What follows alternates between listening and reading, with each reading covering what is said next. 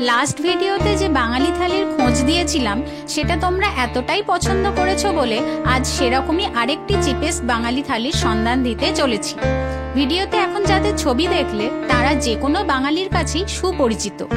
এরকমই বলিউড, হলিউড, টলিউডের খ্যাতনামা ব্যক্তিদের ছবি দিয়ে আড়ম্বরের প্রাচুর্য না রেখেও ছিমছাম ছোট্টখাট্ট অ্যাম্বিয়েন্স নিয়ে গড়ে উঠেছে এই তোমাকে চাই রেস্টুরেন্টটি।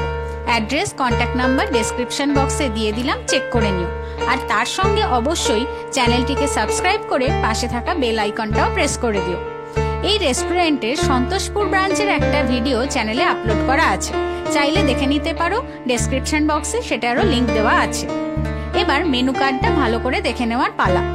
আমি এখানে একটা থালি ট্রাই করেছি, তবে তোমরা যাতে সেই থালি ছাড়াও অন্যান্য থালি বা আলাকাটে থেকে অন্যান্য আইটেম ট্রাই করতে পারো, তাই সবসময় আমি মেনু কার্ড খুব ভালোভাবে তোমাদের দেখানোর চেষ্টা করি। এখন তোমরা পজ করে মেনু কার্ডটা দেখতে থাকো, আর হ্যাঁ, সাবস্ক্রাইব করতে কিন্তু ভুলো না।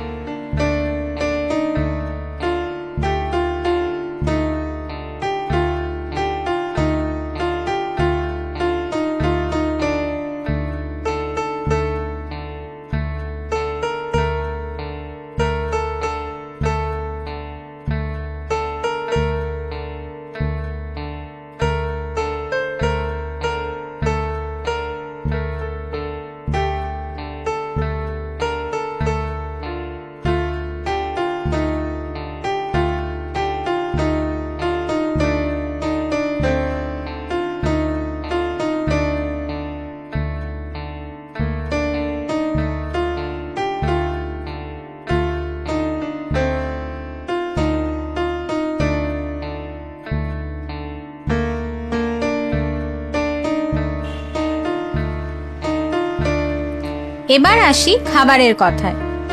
এখানে স্টার্টার সেকশন থেকে অর্ডার করেছিলাম 1 পিস ডায়মন্ড ফিশ ফ্রাই, যার দাম নিয়েছিল 170 টাকা। সার্ভ করেছিল উইথ ফ্রেঞ্চ ফ্রাইজ আর কাসুন্দি। সাইজটা কিন্তু বেশ বড় ছিল। দেখো, পুরো প্লেট জুড়ে কিন্তু একটাই ফিশ ফ্রাই। এটা গরম গরম সার্ভ করেছিলেন। আর এনারা যে কাসুন্দি দিয়েছিলেন, ওনারা বললেন সেটা ওনাদের ইন হাউস তৈরি। সত্যিই কিন্তু তাই। ফার্স্ট বাইট দিতেই কাসুন্দির ঝাঁঝটা যেন মাথায় গিয়ে হিট করলো। প্লেটে আস্তে আস্তে স্যালাড সহ ফ্রেঞ্চ ফ্রাইজ সমস্ত গুছিয়ে নিয়েছি। এবার রূপের প্রশংসা ছেড়ে গুণের দিকটা দেখতে হবে। বাইরের কোটিংটা বেশ ভালো, ক্রিস্পি, আর ভেতরে মাছের পরিমাণও যথেষ্ট ছিল।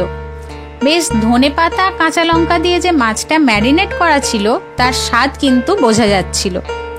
আর মাছটাও ফ্রেশ ছিল। ওনারা প্রথমে শুধু কাসুন্দি দিলেও পরে অবশ্য টমেটো সস দিয়েছিলেন। আর সত্যি কাসুন্দির ঝাঁঝটা এতটাই ছিল যে সেটা ব্যালেন্স করার জন্য এই টমেটো সসটার খুব দরকার ছিল। আর দুটোতেই ডিপ করে খেতে কিন্তু দারুণ লাগছিল। এবার আসি মেন কোর্সে। অর্ডার করেছিলাম 799-এ যে ননভেজ থালি আছে সেটা। এটা শেয়ারেবল, দুজনে স্বচ্ছন্দে শেয়ার করে খাওয়া যায়। মেনুতে ছিল ভাত, বাসন্তী পোলাও, স্যালাড, লেবু, ভাজা মুগের ডাল, ঝুরি আলু ভাজা, একটা নিরামিষ তরকারি, চিংড়ি ভাপা 3 পিস, ভেটকি পাতুরি 1 পিস, কাঁচা লঙ্কা বাটা মুরগি, কষা মাংস, চাটনি, পাঁপড়, মিষ্টি। এই হলো সম্পূর্ণ থালিটা। বাঙালি রীতিতে এখানে কিন্তু সব খাবারই কাঁসার থালা গ্লাস বাটিতে পরিবেশন করা হয়েছিল। এখন প্রতিটা আইটেম টেস্ট করে দেখা যাক। ভাজা মুগের ডাল দিয়ে শুরু করছি। কড়াইশুঁটি দেওয়া ছিল। ডালটা যে খুব ঘনও নয়, আবার খুব পাতলাও নয়। ঝুরি আলু ভাজাতে কারি পাতা দেওয়া ছিল, কোনো বাদাম কিন্তু ছিল না। এবার ডালের সাথে ভালো করে মাখিয়ে খাওয়া যায়।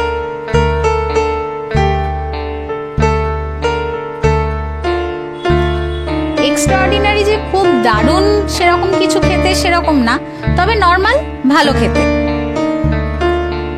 এরপর নিরামিষ তরকারি। সেদিন ছিল পটল আলুর তরকারি। রোজ যে একই তরকারি থাকে তেমন কিন্তু নয়, এক এক দিন এক এক রকম রান্না হয়। ভেজ অফ দ্য ডে যা থাকবে সেটাই কিন্তু দেওয়া হয়। তবে নিরামিষ হলেও খেতে কিন্তু দারুণ ছিল। ঘি গরম মশলা দিয়ে বেশ দারুণ রান্না করেছিল। কচি নরম তুলতুলে পটলগুলোকে বেশ ভেজে রান্না করা হয়েছিল, দারুণ খেতে ছিল।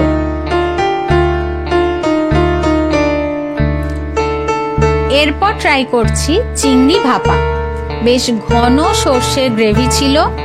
ওপরে একটা কাঁচা লঙ্কা আধা আধি করে চিড়ে দেওয়া হয়েছে গার্নিশিং এর জন্য।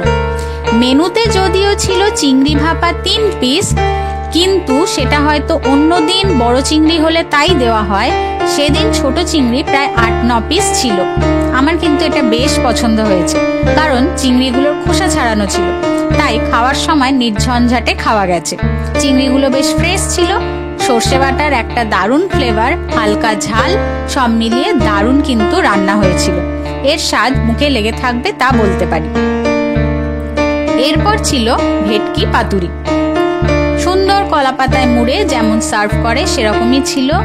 ভেতরে সর্ষে পোস্ত দেওয়া মশলার পরিমাণও বেশ ভালোই ছিল। কলাপাতাটা খুলতেই ঘ্রাণেন অর্ধভোজনম, অর্থাৎ গন্ধেতেই অর্ধেক পেট ভরে যাওয়ার মতো অবস্থা। নাসিকা পথেই রসনা তৃপ্তির দরবারে চিরস্থায়ী বন্দোবস্ত করে নেয় এই ভেটকি। মাছের পরিমাণ বেশ অনেকটাই ছিল, ইজিলি দুজনে শেয়ার করা যাবে। বেশ রিচ গ্রেভি ছিল, ভাত দিয়ে মাখিয়ে খাওয়ার মতো। ফিশ ফ্রাইয়ের মতো এখানে মাছটাও একদম ফ্রেশ ছিল। সব মশলার পারফেক্ট ব্যালেন্স, খেতেও খুব ভালো ছিল।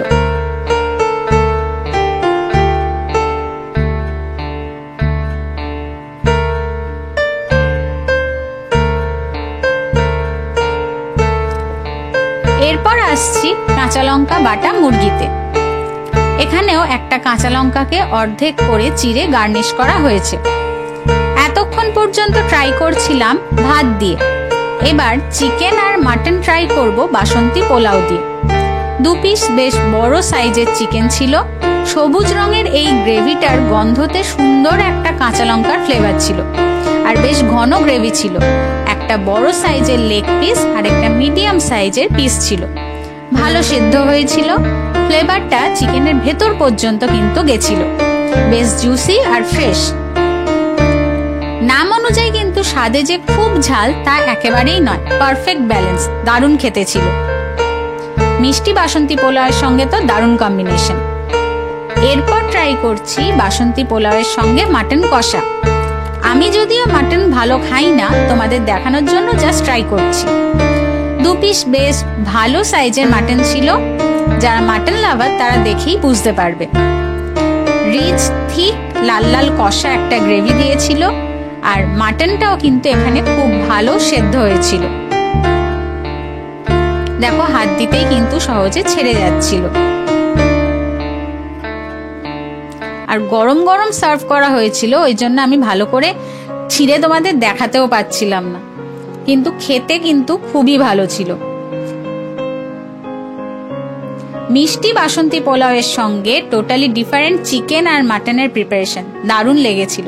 সত্যি বলতে কি প্রত্যেকটা আইটেমের স্বাদ এতটাই ভালো তা আমার কাছে আনএক্সপেক্টেড ছিল।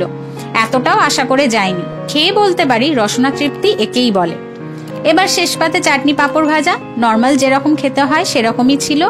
আর সবশেষে মিষ্টি, এখানে কমলাভোগ দিয়েছিল, বেশ নরম, খেতেও ভালো ছিল। এখানে আমাদের টোটাল বিল হয়েছিল 989 টাকা। কোনো জিএসটি লাগেনি। মেনু কার্ডের প্রাইসগুলো জিএসটি ইনক্লুডেড। বিলটা ফোনে সেন্ড করেছিল বলে তোমাদের দেখাতে পারলাম না। এবার লোকেশনটা বলি। নেতাজি ভবন মেট্রো স্টেশনের 2 নম্বর গেট থেকে বাঁদিকে যে রাস্তাটা গেছে সেটা দেবেন্দ্র ঘোষ রোড। সেটা ধরে এগোলে চৌমাথা ক্রসিং পড়বে, সেটা হরিশ মুখার্জি রোড। সেখান থেকে ডান দিকে একটু এগোলেই বিপিসিএল পেট্রোল পাম্পের অপোজিটেই আছে এই তোমাকে চাই রেস্টুরেন্টটি, ভবানীপুর ব্রাঞ্চ। ভিডিওটা এখানেই শেষ করছি। ভালো লাগলে একটা লাইক, কমেন্ট করো, আর অবশ্যই চ্যানেলটাকে সাবস্ক্রাইব